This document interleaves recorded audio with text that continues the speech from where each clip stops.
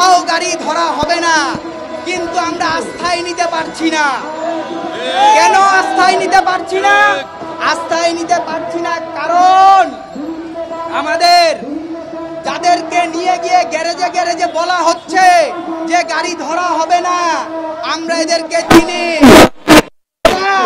পুলিশের সাথে যারা যাচ্ছেন, যারা লাঠিসোঁটা নিয়ে গিয়ে বলছেন তোমরা গাড়ি চালাও, তোমাদের গাড়ি ধরছে না, তাহলে তোমরা সমাবেশে কেন যাবা, এদেরকে আমরা চিনি। এরা বিভিন্ন সময় আমাদের থেকে কার্ড এবং টোকেনের নামে চাঁদাবাজি করে। ফলে যাদেরকে দিয়ে আপনারা খবর পাঠাচ্ছেন গাড়ি ধরবেন না, এরা গাড়ি যারা এই খবর দিচ্ছে আমাদের, তাদের আমরা আস্থা নিতে পারছি না।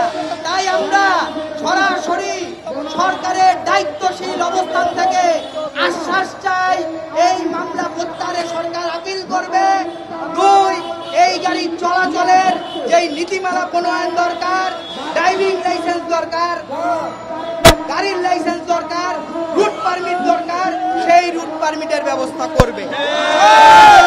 বন্ধুগণ, আমরা সরকারকে স্পষ্ট করে বলে দিতে চাই, এই দেশে বুয়েট সহ অসংখ্য বিশ্ববিদ্যালয় আছে, জনগণের ট্যাক্সের টাকায় এই প্রকৌশল বিশ্ববিদ্যালয়গুলো চলে। বিআরটি এর মতো প্রতিষ্ঠান আছে, যেই প্রতিষ্ঠান জনগণের ট্যাক্সের টাকায় চলে। সেখানে এত অসংখ্য প্রকৌশলীর আমরা বেতন ভাতা দেই। এই প্রকৌশলীরা যদি উদ্ভাবনী ক্ষমতা না থাকে, তাহলে এই কর্মকর্তাদের আমরা কেন পালি? আমরা সরকারের কাছে এটা জানতে চাই।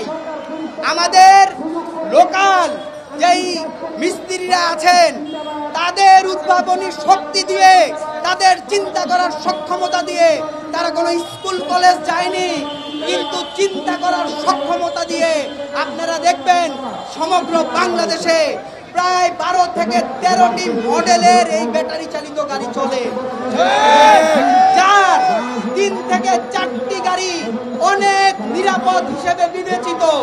এটিকে প্রয়োজনে পরীক্ষা করেন, যান্ত্রিক ত্রুটি যদি থাকে সেই যান্ত্রিক ত্রুটিকে নিরসনে আপনার ইঞ্জিনিয়ারদের বলেন।